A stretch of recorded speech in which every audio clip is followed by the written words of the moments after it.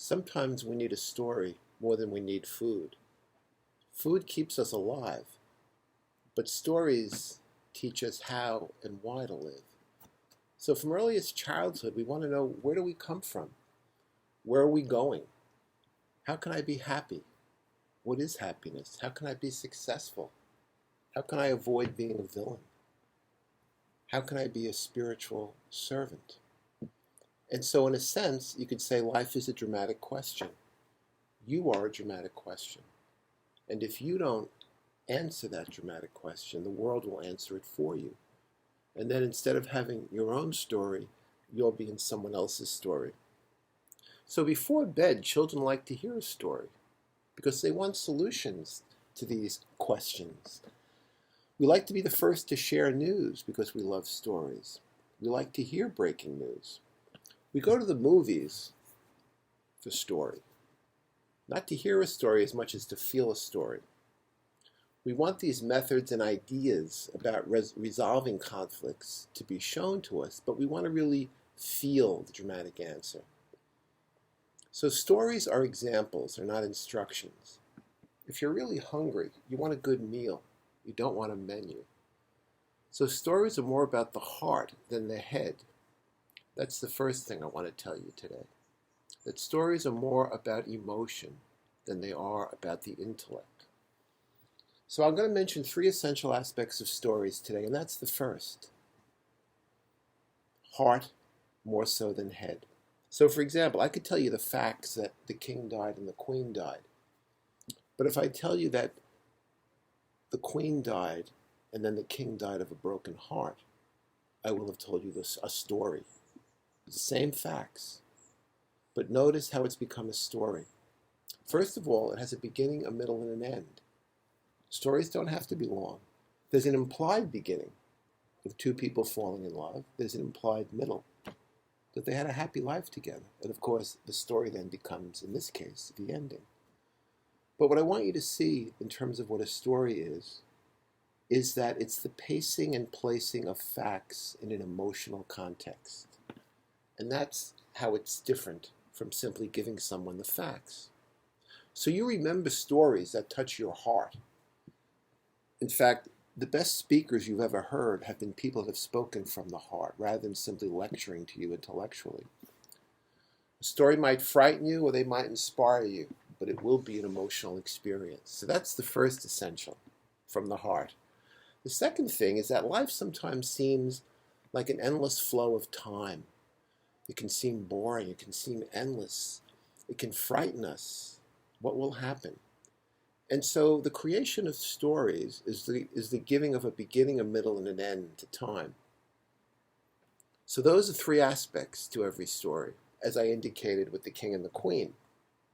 So we have to put a beginning, a middle, and an end on a story to give it meaning, to slow down time, so to speak, and to give a little meaning to the dramatic questions of life. Now, the third aspect of storytelling is that all stories are about conflict. Think of all movies that you've been to. Somebody wants something that she or he doesn't have, and they feel that that will make them content or happy. They don't have money, they don't have food, they don't have love, they don't have acceptance, they don't have recognition or education or community, and they want it. So there's a conflict. Now, why are stories about conflict? Because life is about conflict. All our lives are about conflict. Not having things that we need or that we want. Now, even if you're the smartest, richest, most popular person with the greatest intelligence and the best parents, and you have all the opportunities and privilege in the world, you still have one essential conflict you can't avoid. You're going to die. So the conflict between life and death is always there. And that's one of the things that makes us want to know the answers to these dramatic questions. In fact, as Baha'is, we know that death isn't even the worst that can happen. We know that spiritual death is even worse. When we're told someone has perished spiritually. So that's an incredible story, and that's not a story we hear too often about. So when we're thinking about what kinds of stories to tell, that might be one to consider. Now that leads us to what it is you want to tell stories about. Well, the first thing I want to say is don't should on yourself. Don't feel like you should tell this kind of a story or that kind of a story. I want you to tell your story. And what I mean by that is I want you to have a journal. And in that journal, to jot down different conflicts that you have felt or experienced. Whether they're conflicts like walking into a store and you're followed by the security guard because you're brown or black. Whether it's a teacher that perhaps didn't believe that you really wrote that paper. A conflict with your parents. Make a list of these conflicts, and then you can create fictional situations and characters for those conflicts. In that journal, I suggest that you also make a list of characters. We all have met people that have been warnings to us, how not to be, or they've been inspirational examples to us. So make a list of some of those characters. Maybe your grandparents are some of those characters. And then make a list of events or incidents that have struck you in life.